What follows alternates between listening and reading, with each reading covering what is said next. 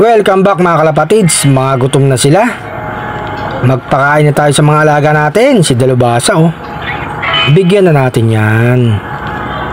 Tapos sa baba, bigyan na natin. Eto si Black.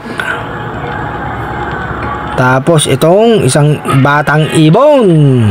Ito na pagkain mo. Lagay na natin mga kalapatids. Tapos dito sa baba, magpares na may itlog ng dalawa. Siyempre si Padrino at saka yung magandang ibon mga kalapatids. Magaganang kumain.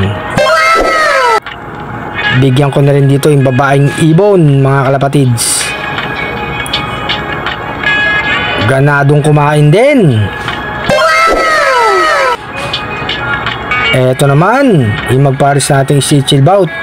Mamaya, i-load natin si RC Chillbout sa club mga kalapatids. Bibitawan yan Santiago Isabela sa linggo. Eto nga si RC Lop, pasayo-sayo pa mga kalapatids. Happy flying sa lahat.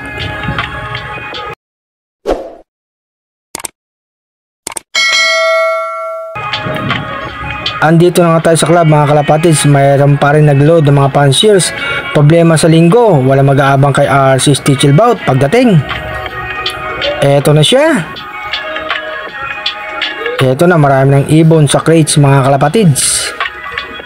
May mga nag-load na nga.